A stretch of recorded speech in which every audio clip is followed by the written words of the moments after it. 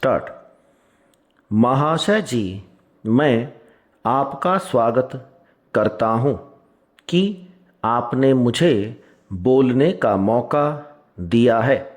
विरम, यह बिल यहाँ पर लाया गया है वह अति महत्वपूर्ण बिल है। विरम, उसको देखकर आपको पता लगेगा कि किस प्रकार से आज हमारे देश के अमीर गरीब लोगों का शोषण कर रहे हैं। विरम, आज हमारे देश में जो बेकारी की समस्या है वह भी इस बिल में मौजूद है तथा आपको यह जानकर प्रसन्नता होगी कि उस समस्या का निराकरण और समाधान कारक उत्तर भी इस बिल के अंदर मौजूद है।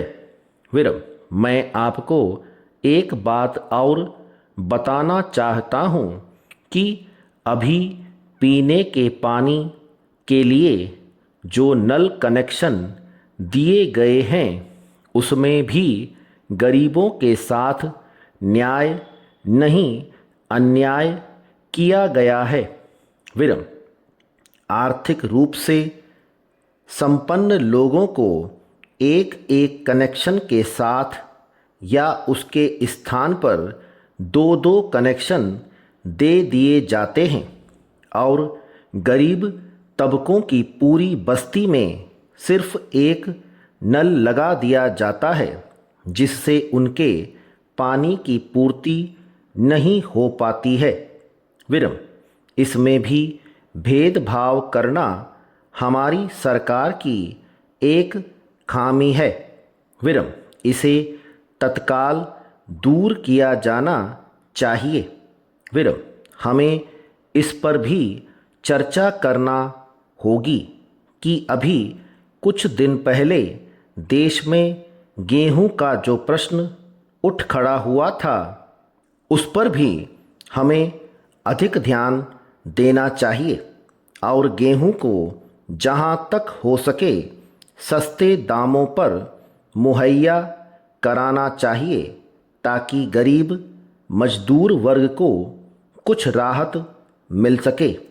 पैरा, श्रीमान जी, मैं एक और दूसरी बात आपको बतलाना चाहता हूँ और वह यह है कि सारे देश में एक ऐसा समान कानून बनाया जाए जिससे बड़े बड़े व्यापारियों पर शिकंजा कसा जा सके। विरम, ऐसे जमाखोर लोग रोज़मर्रा की चीज़ें गेहूं, दाल, चावल, तेल गोदाम के अंदर जमा करके रख लेते हैं और जब भूखमरी पड़ती है या अनाज की कमी होती है तब ये लोग उसे मुँह मांगे दामों पर यानी कि ऊंचे भावों में गल्ला को बेच देते हैं। पैरा, श्रीमान, मेरा निवेदन है कि सरकार ऐसे लोगों के खिलाफ क्या कार्यवाही करती है। विरम, मेरे मत के अनुसार उन्हें न्यूनतम 1 साल अधिकतम 2 साल की सज़ा अथवा 10,000 रुपये का जुर्माना होना चाहिए। विरम, हमारे न्याय शास्त्र में इस प्रावधान का समावेश किया जाना चाहिए। विरम, यदि आपको ऐसा करना है तो सबसे पहले हमें अपने भीतर झांक कर हृदय पवित्र करना होगा और हम सब लोगों को एकजुट होकर यह कार्य करना चाहिए। विरम, मुझको, आपको तथा उनको और हम सबको इस बात के लिए तैयार होना चाहिए कि हमें इस बात को पूरे समाज के अंदर फैलाना होगा और उनके दिलों में यह बात घर कराना है कि जब हम सब मिलकर कुछ करेंगे तब ही समाज का भला होगा, देश का भला होगा।